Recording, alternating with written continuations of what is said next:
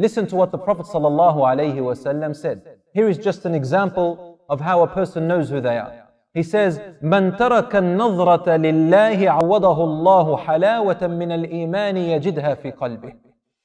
Whoever, for example, abandons looking at something which is forbidden, Allah will expiate that, or will compensate that with a sweetness of the feeling of Eeman which they find it inside of their heart.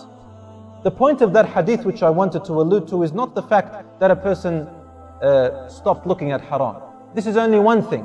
What I'm trying to say is, when a person stops any act which Allah subhanahu wa ta'ala hates, it means that that person is only wanting the pleasure of Allah subhanahu wa ta'ala in how they use their eyes, for example, or how they use their body, how they use their time. And as a result, the sign of you being genuine in that, meaning that Allah is your objective by abstaining from this, by controlling yourself, the sign of this genuine love for Allah, making Him your priority, is that you will find a feeling of sweetness inside of your heart.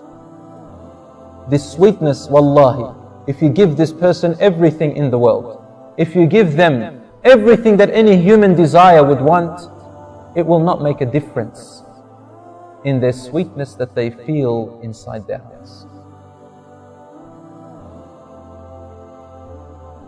Are you like me? When was the last time you felt the sweetness of Eeman? Was it last night? Is it now? Or was it a year ago?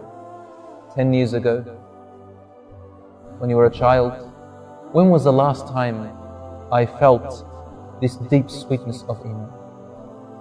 Where in the night I felt like waking up when everybody else was asleep, and I just felt this drive to make me stand alone in the dark with a tiny candle or a tiny light.